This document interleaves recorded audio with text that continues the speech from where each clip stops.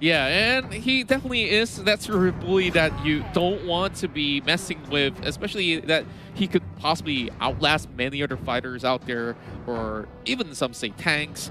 Now, we do have a very first pick coming in for Omega Esports, and that's going to be the jawhead being picked up here from Heath. All right, you know what? I like this jawhead, given that, yes, it's an okay tank these days. Maybe only second to akai, but jawhead here is going to be key to exploiting one of those weaknesses or those keys to victory for any team facing off against Todak. That's right. It's choking out Chiku's buffs. Oh, yeah. That's definitely going to be really much of a big concern, especially if he can actually get those ejectors off on the right target. Oh, boy. Definitely, Todak will be running for their life. But Moon here is looking for pickoffs as he does secure a Selena on hand. And, well, we do have the Khaleed. That's going to be... possibly on Stoo in the XP lane, but could also be a flex for tank. I do like me some Khaleed tank. That quicksand guard is, for the lack of a better term, broken. Yeah. Besides CC, he can just stand there and peel. That's right. Like he could just peel, and as well as you know, taking some hits and still be pretty much okay. He could just use his ult to, you know, dash away with that sand wave, you know? Yeah. The Rampaging Sandstorm is both an engagement tool and a disengagement tool, and the fact that it's AoE stun is just beyond me. Now we're waiting for 2 more picks here from Omega Esports, and Contra! Did you notice the Benedetta was not banned at all? So Benedetta is opened up, going over, I believe, in the XP lane for KurtTzy, and Hadjizy gets the Yusun Shin, which, by the way, does not expose. It's not an all-in choice. It can be good at any point in the game, given that you have the ultimate that opens up the map. That's right, and I really do think that with KurtTzy here having that Benedetta as well, this is definitely going to be a really good sort of way for them to actually get in and out of the fight as well. So I would really wonder on how that lane is going to be played out in that sort of sense. Is it going to be that Khaleed versus this Benedetta that will possibly be holding in towards the early game? And with that, do you actually favor the Benedetta or perhaps the Khaleed? That's the thing, is the Khaleed can go forever, but the Benedetta has just on a higher uptime. Like, without Rampaging Sandstorm, Stoo is just better off staying in his lane, right? But Benedetta can just call it quits. KurtTzy can just call it and say, you know what, I'm done here. Like, I'm not gaining anything from you. This lane is effectively dead, so I'm going to go ahead and visit mid. Let's see what Hadjizy's up to. So I think that's what's going to happen. But right now, going into the second phase of banning, we're waiting on Todak. What else is missing from Omega Esports? They need a mid laner, and there's one taken out, Luoyi. Oh, man. Luoyi definitely is going to be pretty much of a disruption, especially when you could just teleport away with the ultimate in that sort of sense. So with that being removed, they definitely would have actually have less of worries. But Link being banned away is definitely going to be a really interesting ban, because Omega Esports, do correct me if I'm wrong, but they do use Link for themselves too. But if they were to be getting that Link for themselves, it will be pretty much of a greedy pick, knowing that Todak now does have the priority. Yep. And I think there will be no room for the Ling, given that Yusun Shin is already here, unless this is a side lane Yusun Shin. Gold lane Yusun Shin is not unheard of, not impossible, but I think that, yeah, it is a little too tight. It is a little too tight. Yeah. So yeah, they take out the Ling themselves, while on the other hand, last ban for Todak is going to be the Farsa. I think they are just on a one-track mind right now. YellyHaze, you're not going to get any of these good mid-heroes. Yeah, I definitely think that Farsa is a very safe way to go for Todak. They have already have a very clear mind of what they want. They want to force them in towards the corner or just going for pickups. You can see every single one of the heroes that Todak has picked right here is capable of a very easy dive. So they can all move in together, have that sort of mobility to just get back out as well. And if they keep going in for those pickup, I think that Omega Esports might be bleeding out if they were to be punished for it. Yep, this is essentially MOBA fundamentals. It's the battle of yin and yang. It's the dive comp versus the poke comp, and we're here seeing them complete both their puzzles. 2 more picks per side, and we have Todak going for 1 more here. They're lacking a solid tank, I wonder what E1 left has left in the tank. Get it? He's the tank player. Yeah, I'm pretty much getting it right in. So, you know, back in the days when Grok used to be a thing, he was one of the best Grok players around. But now that that's off the table, maybe a Boxia or who knows, Gato Gacha could even be working in a certain way. But I'm not even sure if that's the case. But okay, and we are going to be getting Forme sure with the Cho. Tank Cho? Possible? Or another side laner.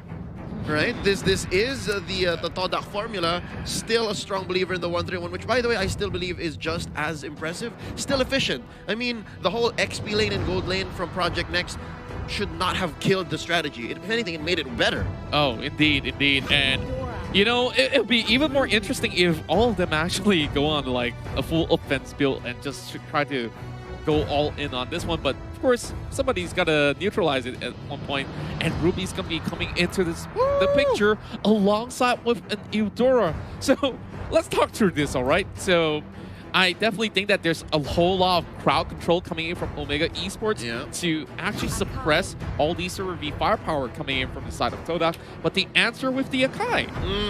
Ladies and gentlemen, I do believe this is the best tank in the game right now, given how outplays are all the more possible. You have a solid body, and the damage output, it's not nothing. So yeah, this is going to be tank Akai, 2 side laners in Cho, and Khaleed for Todak. While Omega Esports, you did mention they have a solid amount of CC, and I do understand it's more of just targeted CC. It's single point and click precision CC coming in from Omega Esports, and now, ladies and gentlemen, it's just a matter of time. We're loading into the land of Dawn. Omega Esports versus Todak. The Philippines versus Malaysia. Again, Contra, this is going to set the pace for the rest of M2. Not just the group stages, but even into the playoffs. Because 2 games, I mean 2 series per day, we're basically halfway through the first. That's right. And now, of course, have a glimpse to your favorite players on deck.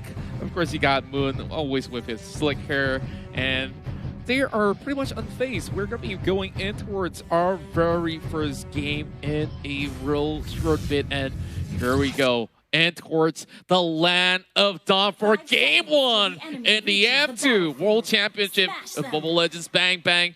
Over right here with me, casting alongside is definitely going to be Leo Gaming, and I'm Contra. And we will not forget to thank Singtel, our partners in esports, to unlock lag-free and ultra-fast gaming experience with Singapore's fastest 5G network. Keep calling and get the edge you need on your road to Mystic and MLBB with Singtel. Oh, look at this. Heath starting it up strong. Again, this is going to be key. You got to bother Ciku. You got to take away these purples, these oranges, and the Serpent's still alive. Maybe a third of health left. Heath is just working his mask. He's saying, you know what, this is a non-starter. Could not get it. Oh, he actually dives in a little bit late to the scene, and it might just be partly she's already used this flicker as well. He needs to get out of this, and I believe that that chunk of health left, he's got to back away. Oh, KurtTzy super aggressive up top, cutting the lane already. I do believe this is maybe just the 2nd or 3rd wave. Oh, the duel! It's happening! Formaze already goes in for the flicker. That's out. KurtTzy looking for a dash. Can he find him in the bush? Oh, he gets it! Whoa! That's first blood for Omega Esports. Just look at that blow, and KurtTzy still at it once again. And E1 tries to finish him off, and he managed to make it out! What? Absolutely insane! Omega Esports not only got the first blood, but he makes it out alive. With relative impunity. Not the team, but the fact that he was not punished at all. That was a big 3-man rotation sent in by Todak, and in mid, that's going to be Moon being hit by the Mountain Shocker, survives with just a sliver of health as well.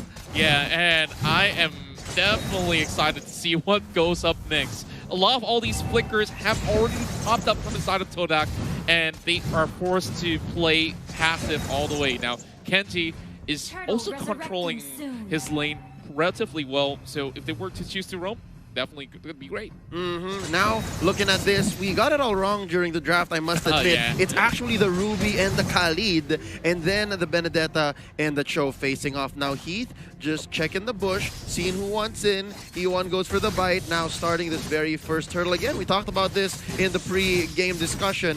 counters and timers are just way up. That's the first turtle going over to Omega. Yeah, and Omega Esports, like we said, really put the pedal to the metal on this one as they managed to really rake in on the goal. They're already 1K ahead, and Heath forces E1 to back away. He has to find a different angle to perhaps give a little bit of support heading down towards the bottom side. But oh, YellyHaze is going to be having some danger right here. Ooh, there's a Mountain Shocker alongside the ejector. Oh, they're going to go for the neck, and Moon goes down. E1 survives. Not much he could do to help out his mid laner, and now Ciku. BMI out, goes for the duel. That's going to be the blazing duet. Oh, it's not a duel if it's a 2v1 and he's out.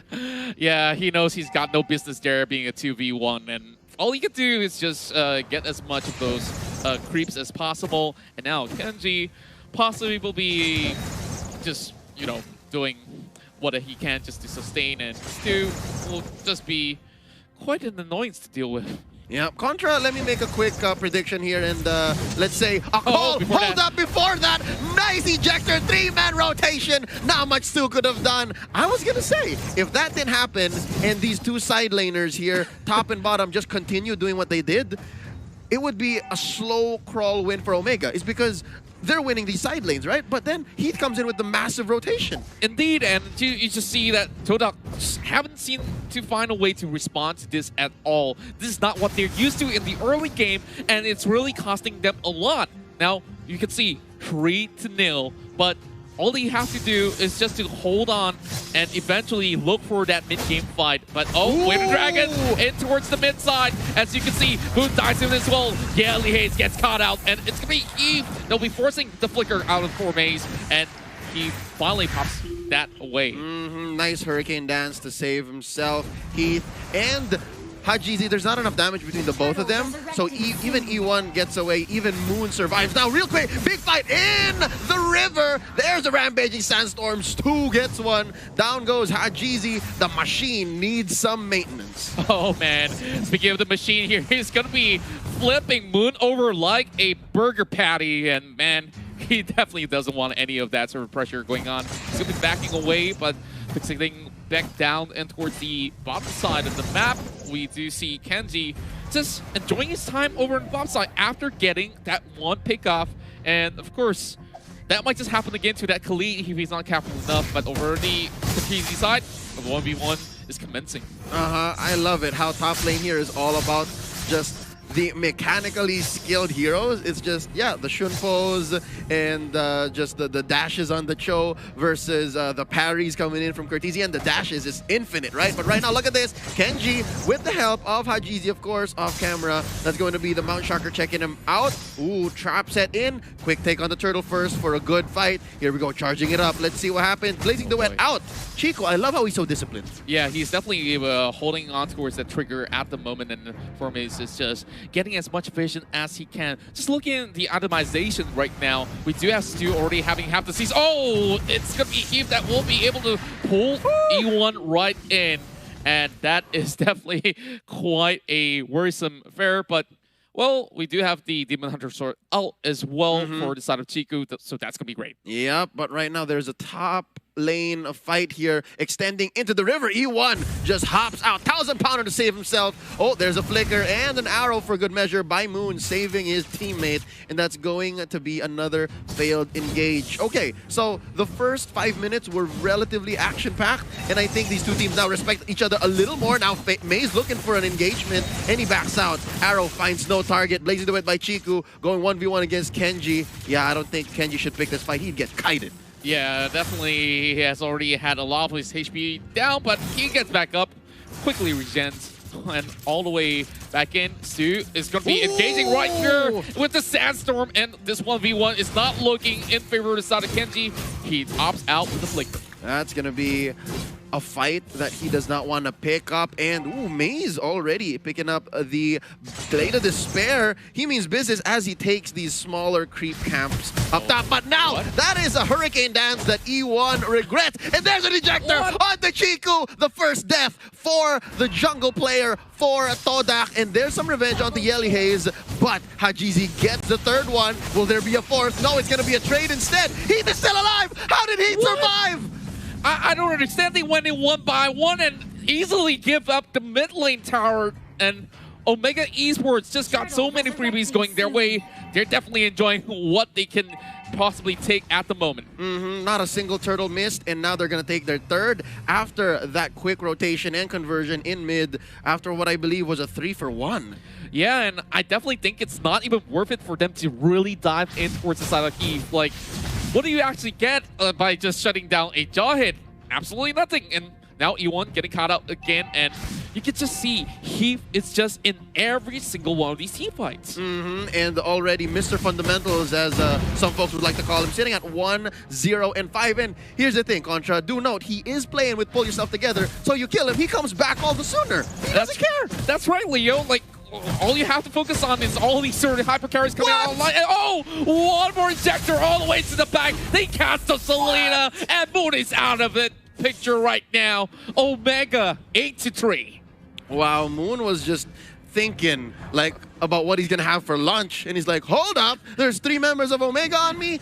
I was not planning for that, and I think Todak, they were thinking maybe a step ahead, and they were like about to rotate, but it was just too late. Again, the fact that YellyHaze here has the Eudora means he's playing for the neck. He's playing for keeps, and there's another one. Injector into the back. E1 goes for the Hurricane Dance. They just need one more hit, and oh, not enough Smart Missiles to finish the job, and there's a hook in by Kenji. Going for the finish is Hadjizy. That's a double. Moon goes down finally, and another turret. Well, what can I say? It's just a straight-up stomp right now where you could just see Heath outright bullying this Akai. Every single time he sees that panda's gonna go extinct, and seems like there's gonna be another one biting the dust.